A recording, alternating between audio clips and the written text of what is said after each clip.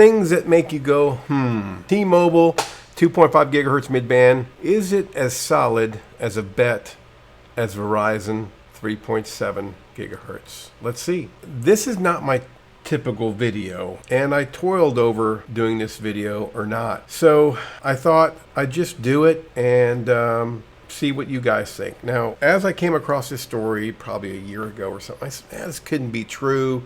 I don't hear enough about it. There's not a lot written about it. And every time I thought I should tell someone and do a video, it would just go by the wayside and I'd forget about it. It's not my typical video giving information like this. So I'd get I'd shy away from it. This is the thing that I would want to have a customer conversation about if T-Mobile, let's say, was my competitor. So I decided to give you the info and let you decide if it's worth knowing or not.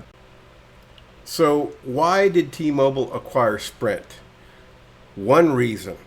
T-Mobile purchased Sprint solely for their mid-band 2.5 gigahertz spectrum. Full stop, period.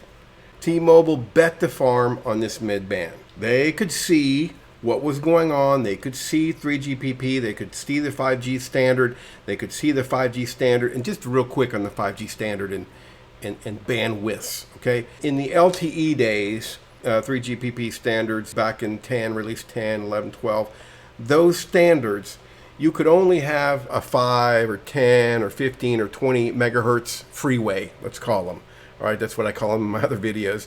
So these freeways could be built, and that was the standard. So you have to agree, right? The mobile phone or the FWA router, the modem needs to agree with what the tower's, doing, and there's protocols and things like that. When 5G came along, then this standard of you can have a 100 megahertz wide freeway, and don't get that mistakenly. You'll sometimes hear LTE standards in 3GPP can have 100 megahertz wide freeway. That's not the case. It's you can have 100 megahertz wide freeway piecing together 20 megahertz, 20 megahertz, 20 megahertz, 20 megahertz, and 20 megahertz, like 5 freeways to get. You can build 5 freeways to equal 100 megahertz wide freeway.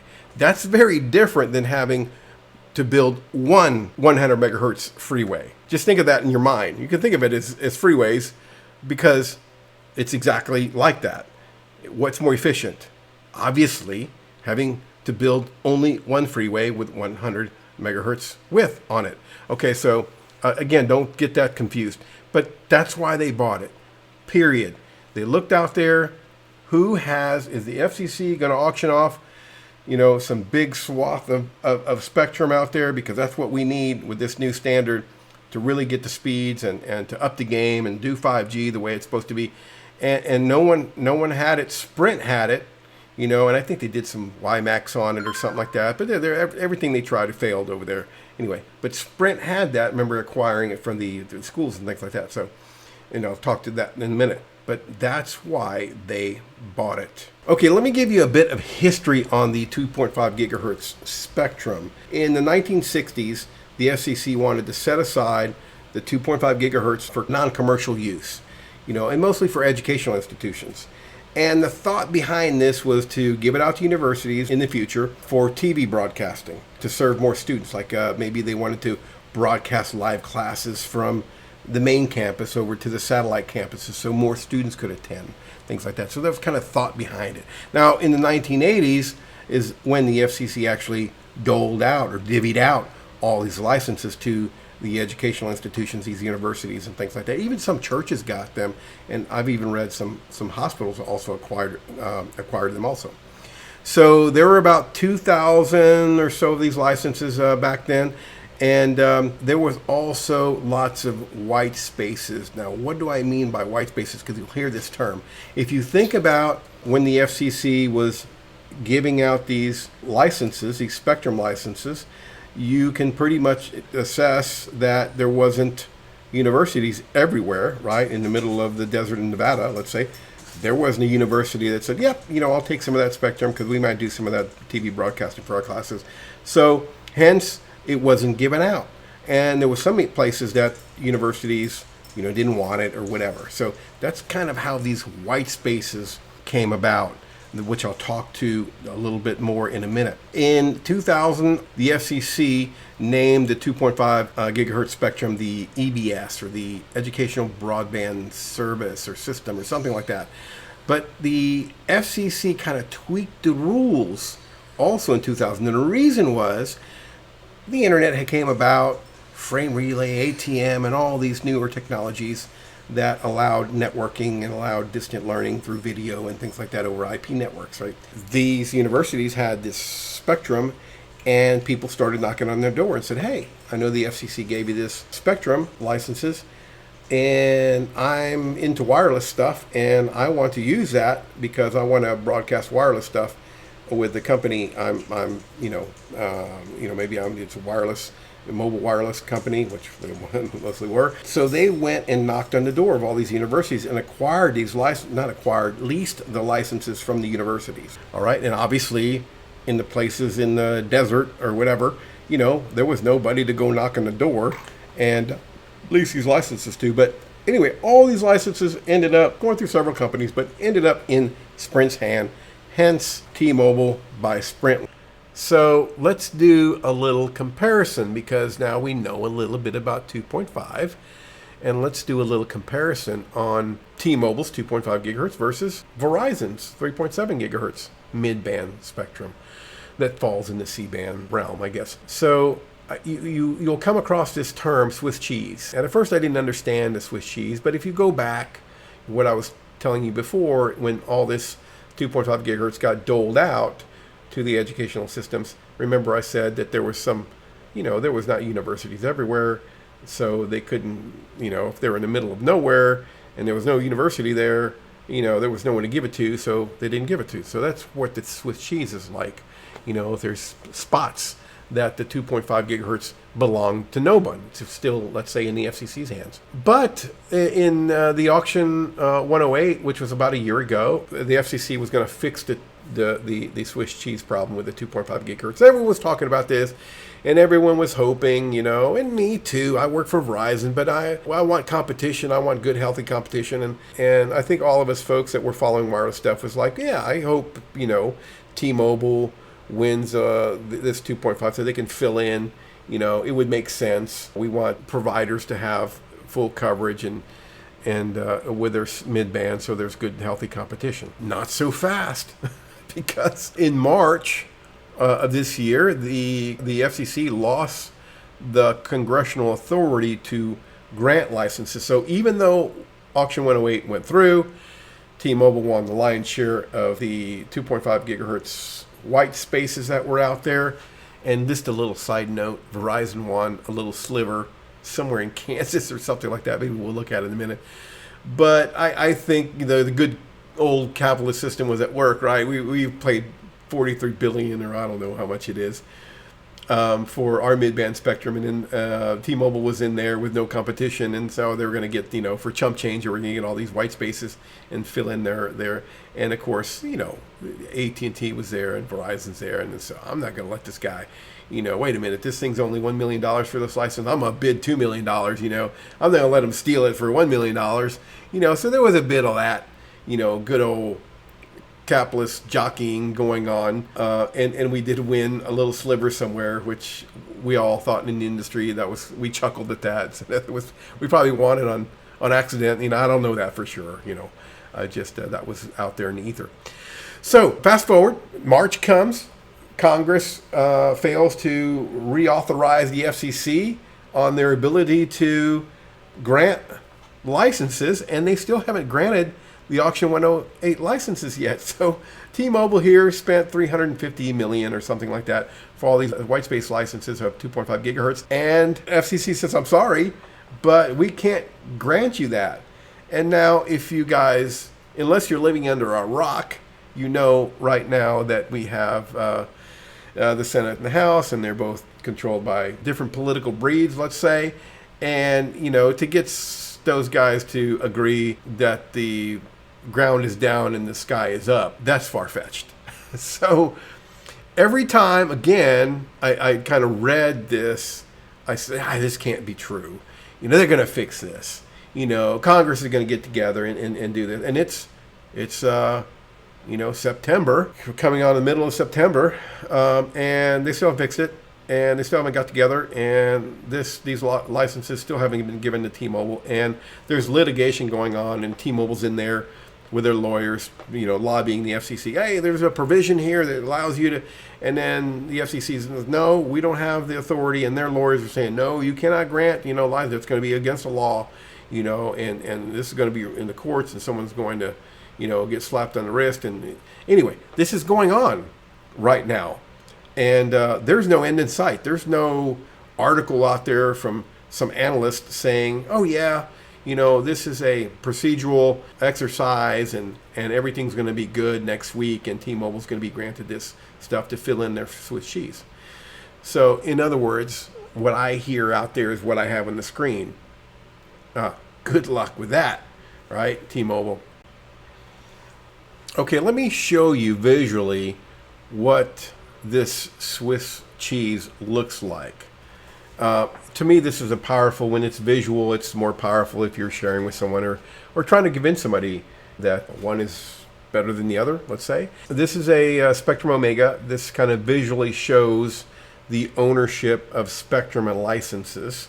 I'm going to do a very high-level review here on how this works. So I'm going to go to the operator, first of all, the operator tab here. And this is a great site. It's really good to get your arms around Spectrum licenses and things like that. And what this guy does, just to give him a little plug, he basically scrapes all the FCC licensing grants and scrapes all that information and then brings it into a visual format. So let's pick a carrier and let's go to Verizon first, okay? A lot of you guys are already going to know this info, but again, if you're a wireline, maybe you don't. And I'm going to go to the Spectrum, the C-band Spectrum, right? Our 3.7 gigahertz Spectrum. And the first thing I'm going to go through is right here. This is the Spectrum 3700 to 3720. Okay, A1, Block A, Section 1, let's call it. And the PEA, let's just say this is partial economic area. You've heard me talk about that before in other videos, but let's just call it county, okay, to get your arms around it. So this is a border. This is where the license you can transmit and receive this particular frequency if you own it. Okay, so let's look at A1, and you're going to see this red color here. Red meaning Verizon. 3.7, it's from 3700 to 3720. We own it from coast to coast. All right, does that mean it's on air? Does that mean every tower has it? No. So that's a different topic altogether. Let's don't get those confused. I'm saying we own it from coast to coast. And if we go to the second block, this A2 right here, don't get confused with this A1. This A1 is what we loaned to AT&T while they were repacking the B blocks and C blocks. So part of the FCC requirement and rules when we purchased C-band was we had to loan a little bit to AT&T in these particular areas. So right now we're just concentrating on what we own, A1, A2, all right, A3, and so on and so forth. So if we look at A1, own it coast to coast, A2, coast to coast, A3, coast to coast, A4, coast to coast. You can kind of see where I'm going with this. You see I can get all the way up here. We own all the spectrum. If you kind of count, let's go back to here, 3700 to 3840. That's 140 megahertz of bandwidth. You've heard our leaders say that. You hear Hans and analysts saying, hey, Verizon owns 140 megahertz nationwide. That's important. That's very important. And then sometimes you hear the number 160. We have an average of 160 across the nation. And that just means if you were to continue on here, okay, we don't own licenses for this particular frequency right here, 3840, 3860.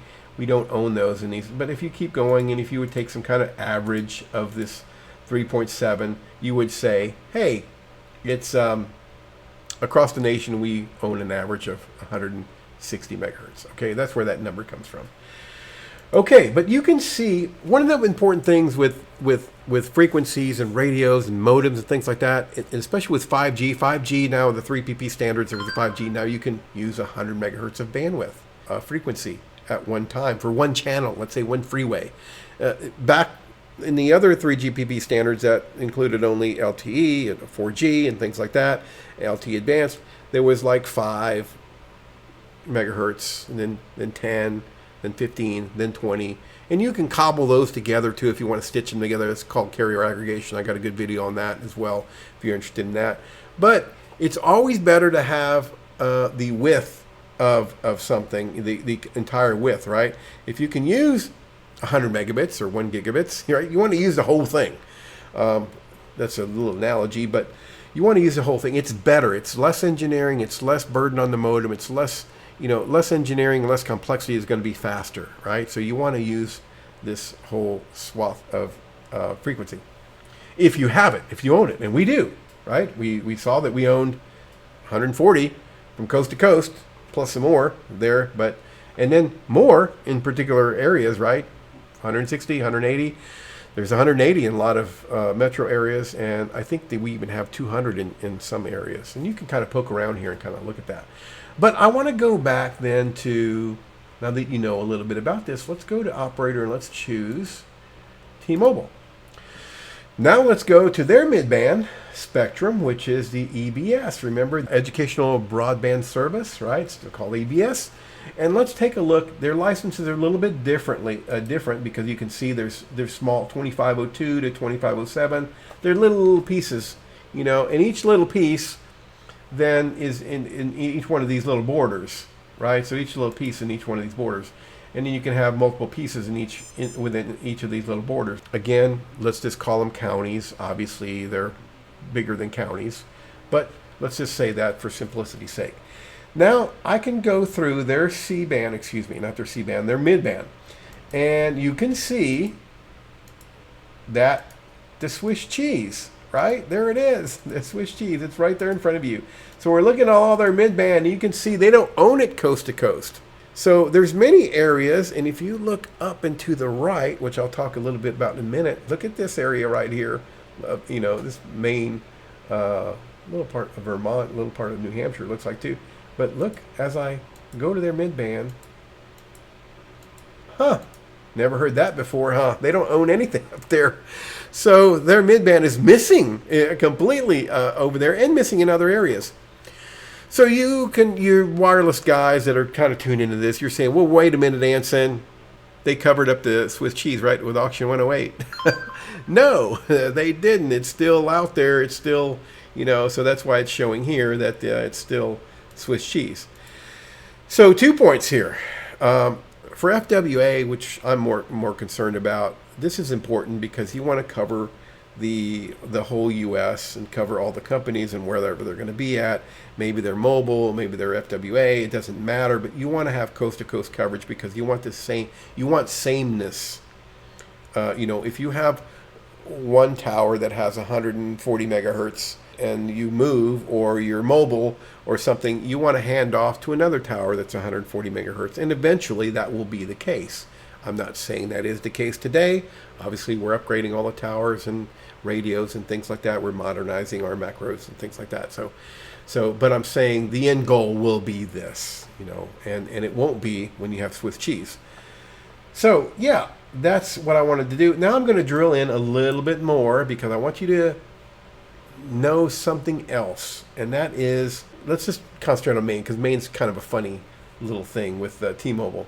If we go into Maine, and I just click on, I'm going to go to a neutral operator. Let's just going to go to band.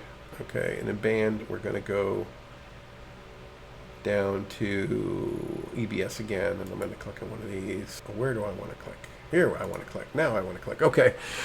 So you can see that the University of Maine owns this spectrum, this little slice right here, because that's what we're clicked on here. And I can look at this slice as well, and we can go over here and see who owns that. Anyway, let's go back here. Let's click here. And you can see, and this is really weird because the EBS is even weirder because there's these maps, these circular radiuses, and I won't even get into that because I'm still trying to figure it out. But needless to say, the University of Maine owns the spectrum here. And then there's even Passamaquoddy Lucky Tribe or something. So there's even a tribe that has some of this spectrum. And then we have this Red Zone Wireless. Who are those guys? That's a WISP. That's a wireless internet service provider that back in the day somehow was keen on this and said, hey, I want to start a wireless company. I'm going to do FWA. That's what they do in this rural areas. And I'm going to go acquire 2.5 gigahertz, which they did. All right. So, and so that didn't ever fall into T-Mobile's hands through Sprint or through anyone else. So you can kind of see here the funny little Achilles heel in Maine that T-Mobile has. And so, yeah, there's some of that. You know, these guys aren't going to give it away. They're running a business, right? Now, Red Zone, last time I checked, they're a small little wisp, 30 folks or so, making a great living over there. Maybe T-Mobile will buy them. Who knows? Maybe they don't want to sell. You know, who knows? But they're doing their thing. They're making money, and they own 2.5 gigahertz. That's T-Mobile owns everywhere else. And yeah, there's this hole, you know, over there in Maine. So are there holes anywhere else that are in jeopardy is the next question. So let's go back over to operator and T-Mobile, and let's pick one of the, let's just look at our Swiss cheese again. Okay, now one of the good old things about America is it's a capitalist society. And we have a lot of entrepreneurs out there that are willing to go after, you know, their pursuit of happiness, right? And their pursuit of happiness, a lot of people is, you know, making money, right? So there are some people like WCO, you can Google them, that are wooing these educational institutions. Remember I told you it's the educational institutions that own this spectrum and then kind of leased it out to now T-Mobile, other entities that eventually fell into T-Mobile's hands. So if you were an entrepreneur and let's say a millionaire, billionaire, and owned a company that did investments and things like that, you would probably look around at these schools and maybe talk to a few of them and say, hey, how much is Verizon paid $43 billion for all these licenses to the FCC.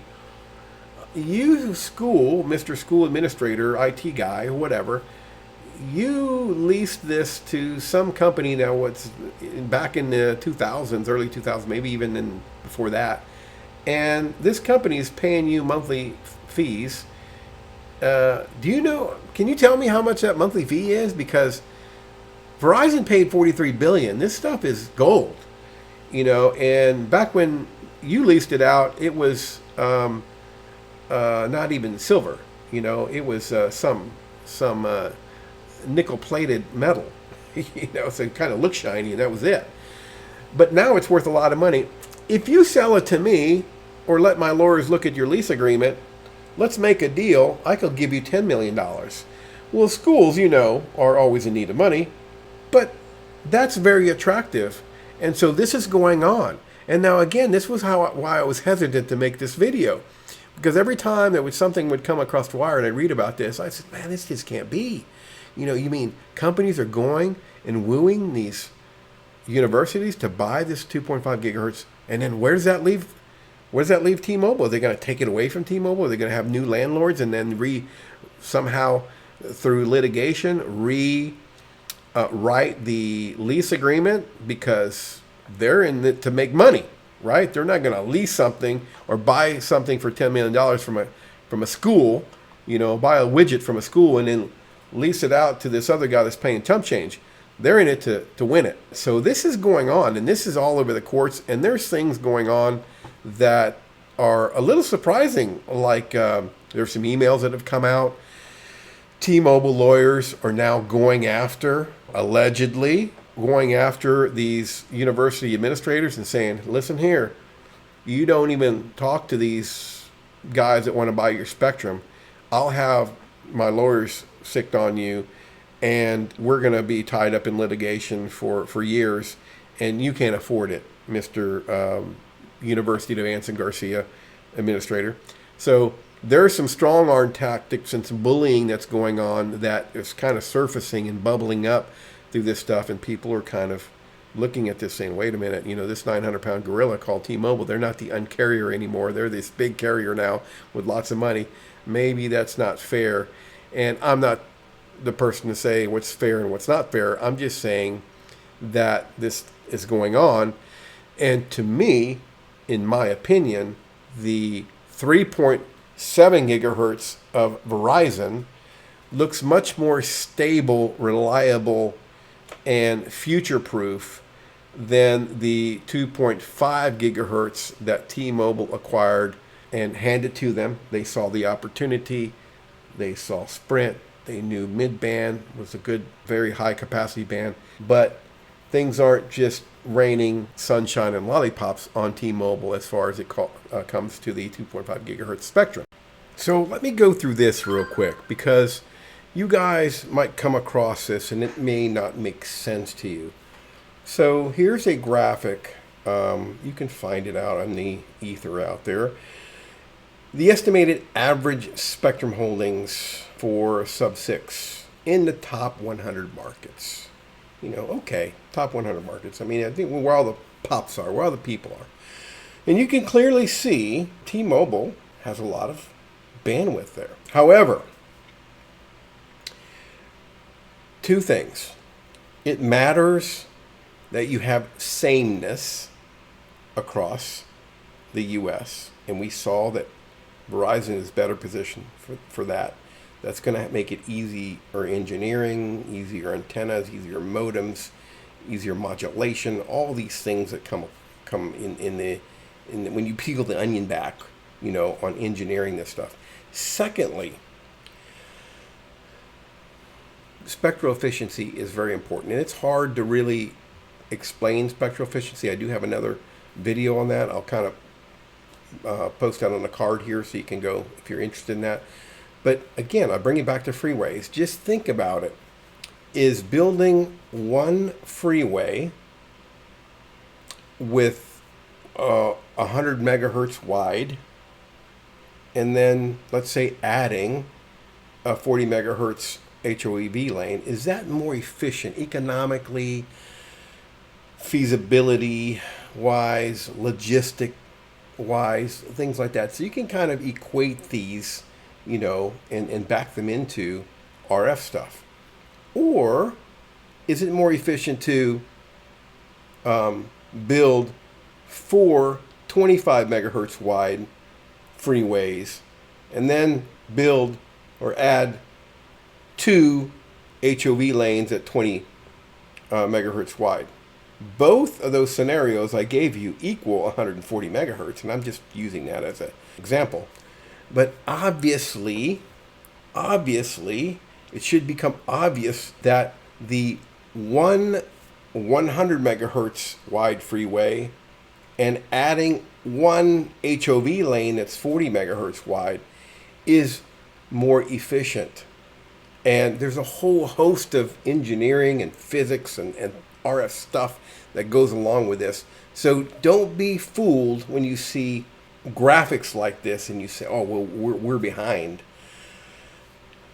Yeah, from total ownership averaging across the 100 top 100 markets, yes. But it matters how those are divvied up. If you're confronted with this from a customer, it looks pretty on paper, but when you peel back the onion and get into the engineering of it, no. My opinion, and please add your opinion to this video. I'd like to hear what you have to say, especially if you're an RF guy. My opinion, from the reading and research that I've done in RF, says to me, the evidence speaks loudly to me, that we are better positioned because of the large amount of contiguous spectrum that we have in midband. So sorry for the very long-winded video, but all this to say, is Verizon midband the safer bet? I think so, but I work for Verizon, so I'm heavily biased. However, I think you have to admit that this is something that makes you go, And I'll leave it at that. Thanks for watching, and I hope this has been helpful and educational.